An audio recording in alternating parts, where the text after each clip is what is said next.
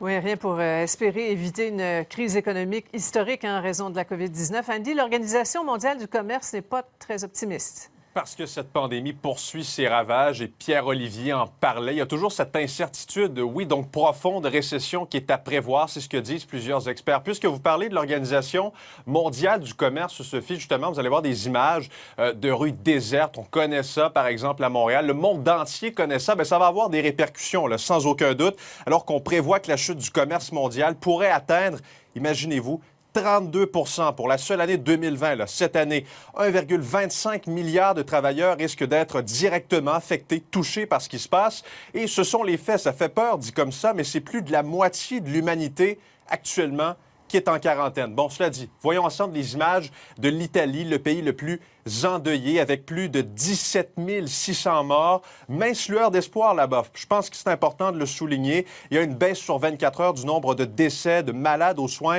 intensifs, mais les autorités rappellent l'importance de ne pas baisser la garde. Rendons-nous, si vous le voulez bien, en Chine, à Wuhan, là où tout a commencé. Les contrôles sanitaires demeurent stricts là-bas. On craint une nouvelle vague, il faut le rappeler. 2 morts en seulement 24 heures, mais on rappelle que cette deuxième vague, il pourrait y en avoir une deuxième. Alors, il faut demeurer prudent. 2 mois et demi de bouclage là-bas, là. 2 mois et demi de quarantaine. Alors, il y a une certaine euphorie dans les rues de Wuhan aujourd'hui. Et finalement, au Mexique, des images parce que cette ruée vers l'équipement médical se poursuit. On en a grandement besoin au Canada. Les États-Unis également, on en a beaucoup parlé cette semaine. Mais au Mexique, on a reçu une cargaison de matériel médical et le gouvernement mexicain avait ces mots adressés aux Chinois tantôt.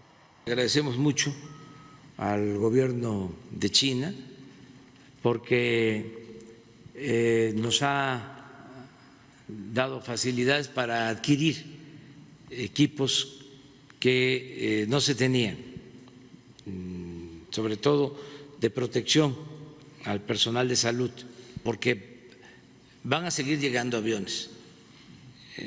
Nos estamos preparando.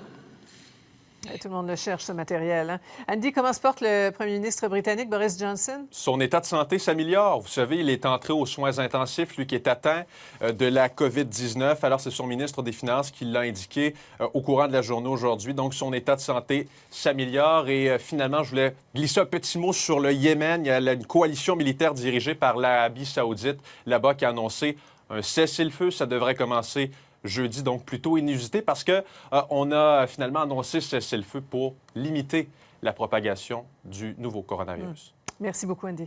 Au revoir.